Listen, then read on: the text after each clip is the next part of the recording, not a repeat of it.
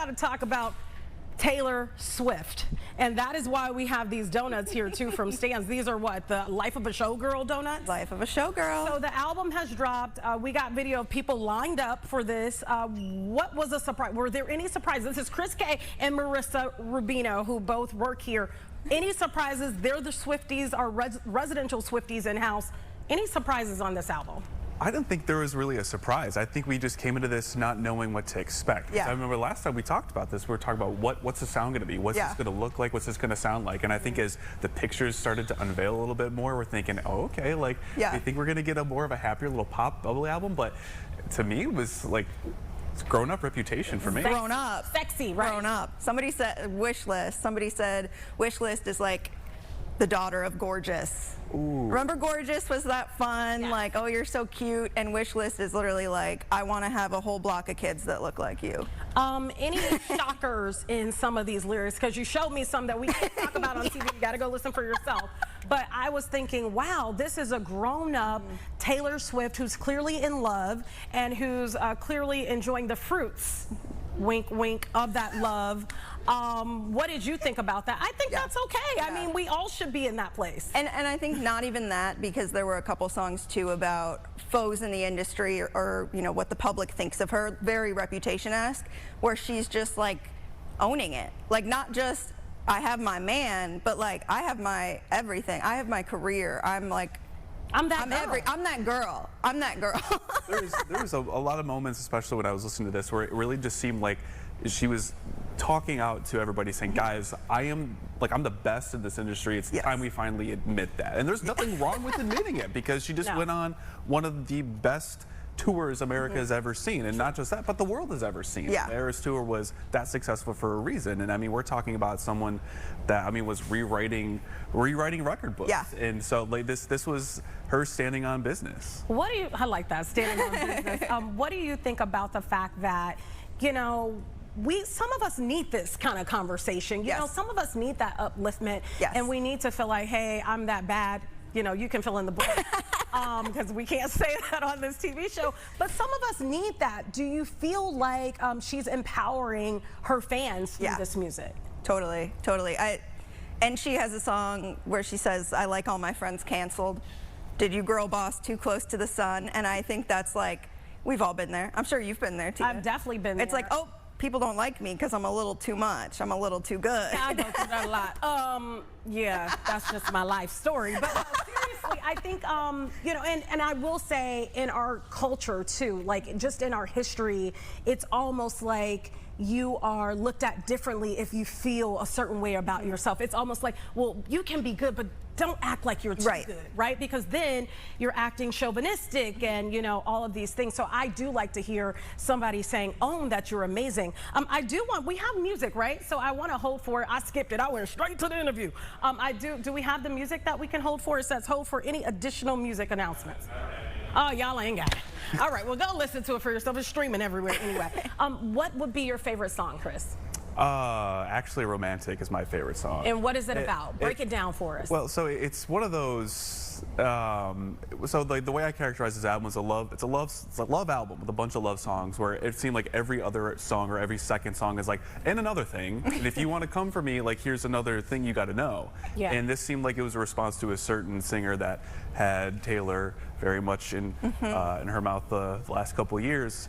And it was a response to that, but it was a response in a weird way, where it was like, this doesn't really faze me. This doesn't affect me. Why are you obsessed with me? Yeah, why are you so obsessed with me, in a way? Because we go back to Reputation. This is where I started to feel like this is grown-up Reputation, where you had the whole Kanye saga and how that really affected her, and how that affected her mentally. We know how much, because even at Torture Poets, he wrote Thank You, Amy, and the entire saga, how that continues to this day. But now we're starting to see how she's like, guys, I went through this. This is nothing to me. Like, you really think that this is like something that I'm really thinking about? Like, no, like, you think, I live rent-free in your head for whatever reason. Yeah, a lot of us live rent-free in a lot of people's heads. I'm happy to hear her say it.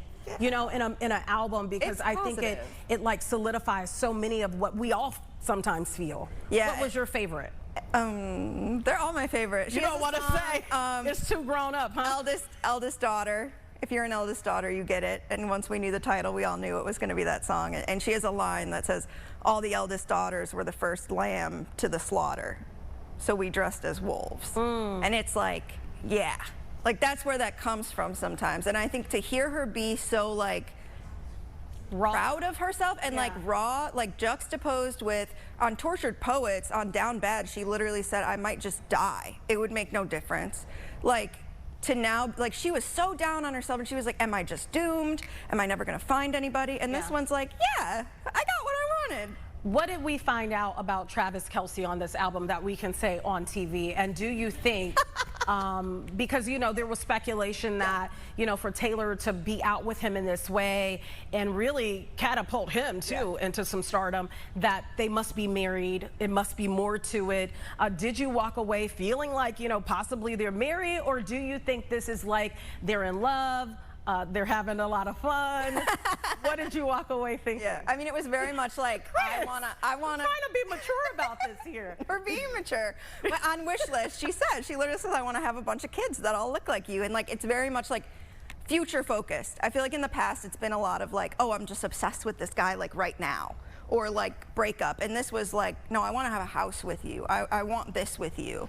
And yeah, that was really positive. Do you think, here's a follow-up to that, and Chris, maybe you can answer this. Do you think that because of this relationship, you're hearing a different sound out of Taylor Swift? Honestly, when you go back and listen to some of these tracks, like if you go back and listen to like Actually Romantic, and I'm trying to remember the other song that comes to my head, I think it was Canceled, where it sounds like she's going through different sounds, like different eras of sound. And when Actually Romantic kind of reminds me a little bit of Beverly Hills by Weezer, and then there's a little bit of Jackson 5 thrown into this album too, and it's just kind of like, oh, okay, like she's testing all the waters because she is a showgirl. But then it kind of reminds, then you go back to the title track at the back end where she's basically saying like, I'm a showgirl, like I could do this, but you can't do this. Like not everybody can do what I do. Yeah, it's just fun. Any clues? Because you know there's always clues left behind.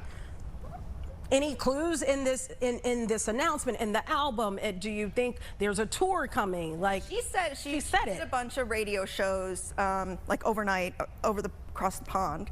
And she said there's not going to be a tour. She said, I'm tired. Right. I'm tired, and when I do another tour, I want it to be everything. And she had said when she announced this, it's 12 songs. It's no more than that. There's nothing else. It's 12 songs. And I think she really just made 12 fantastic pop songs and put it out. Baby, did you take away from it that, because you said about the kids, do you think there will be a kid before there's a tour? I mean, that's up to her. Maybe, I think, but this is my favorite part about this album. It's like she's where she wants to be. She's happy. She's enjoying her life. She has a hot NFL boyfriend and a hot NFL fiance now. Like we're talking about everything that she's ever wanted. And even you go back to Tortured Poets, you want to say where she's like, you know, maybe marriage isn't for me, but all of a sudden, like, hey, this is here. This has always been here. And on what song is it? She says, when I said I didn't believe in marriage, that was a lie. Yeah. And maybe you were just hurt in that moment, on a front, right? I mean, But like, that was just part of the whole album, and it was like sad girl hours to the peak. And but now we're starting to see like this pop, happy, like I am who I am, and I'm the greatest in the world at what I do. I have like I have what I want, and we're gonna let that rest for a while. And I think she's deserved to let that rest. I know you're in some of the groups that the Swifties have these conversations in. What are people saying? They love it. What's the reaction? Rolling Stones. Chris is laughing, so it's got to be something hilarious. My girly friends have been going on about it all morning. And I mean, like one of my friends was driving out to the suburbs for work and had like a 44-minute drive, and the album was 42 minutes long. And she's like, I'm locked in, I'm ready to go. And like we're getting updates every single song. I'm like, you shouldn't be texting and driving, but it is one of the things. But you learn more each listen. Right. And I think that's the part that I'm excited the most about too, is like, there's the first listen, but like I have like the second, third, and fourth listen coming. Like you only listen to a Taylor Swift album for the fourth time once. Just kind of like Donna and Parks and Rec, but it's like, you know. This is... And like as you're listening to it too, it's like, oh, this album's great. But then today, as we're reflecting, you're thinking about like where she was as all this was happening. And as I've talked about, I went to Dublin to see her. And at the show that I was at in Dublin, Travis showed up halfway through the concert to surprise her. And she like just lit, like, oh my God, you made it, you made it. And in one of her like vinyl variants, she has a poem that she wrote that she put in there that's about that day. and about him showing up. Like, he hopped on a flight and he's here, and he parted the crowd like Moses, and he's just a magnet. And it's just like, yes, like that's why she's writing these songs. Like, we saw her in this era. What do you think she does overall for the music industry? Because we have so many artists now, well, not a lot, but she's kind of in a league of some of these other artists that I think of that really can do anything. I think of Beyonce with the perfume, and now the hair products and the clothes that she's had. What do you think is really next on this journey that she hasn't done? She actually doesn't do that stuff, and it's something unique about Taylor is when you look at like the richest women or whatever, she's made it all from music. It's not a makeup line, it's not anything, not that there's anything wrong with that, but she's truly just made it her brand and her music. But she also fights for artists, for rights, for their value with Spotify, like all that kind of, like she's making sure she uses her platform to pave the way for smaller artists too. Yeah, we're talking about someone that had like the Eras tour that changed potentially how tours happen in the future. But then she used a lot of that and said, I want my masters back. I want my music back. And she used that to regain everything that she's ever done. And like there's a power in that. There's a power in that I don't think that a lot of artists understood could happen. And I mean, we sit back and we see this. I mean, we saw that there's no way you could feel other than like, hey, like I'm happy for her. Like that's incredible. And it is. But she's also the kind of person where we're starting to see her respond to criticisms where she's like, I don't care. Like I do not care. And like would that be the same 10 years ago? I don't know. But like now it's the point where like you don't have to be what the industry tells you. Like you can do the things that you want to do. You can be the person, the artist you want to be. Her thing, like you mentioned, you know, Beyonce having the hairline and all these different things. We're talking about someone who's very into that poetry part of it. Like that's who she is. She's just into the music, into the arts. Yeah, she's that like really cool cat loving librarian, and it's like that's just kind of who she is, and she's really leaning into it, and she's loving it. Why do you think this Swiftie bandwagon, the fandom, is so attractive to people? What do you think it is? Because it transcends age too. Because you'll remember when she came here. And we went to the concert to talk to people. It was people that were my mother's age. There were people that were grandma's age. There were people that were you guys' age. What do you think it is? Because some artists, they may be popular, but they don't have that. I think it's different things. I think, you know, when the songs are catchy, people love that, and that's why, you know, I did a bathroom break at the concert when she was playing 22 because, like, it's like, okay, kiddie time, whatever. But like, she still does that because people love that. That's iconic. People love that, and like, just everything. Okay, we gotta taste the donut. Come on, we gotta break in. Let's break into at least one donut before we go to break from Stan. Let's see what it's all about. I just want a little pinch. You don't want none? We can just break it. We can break it up. Here we go. All right, I'll take a little pinch.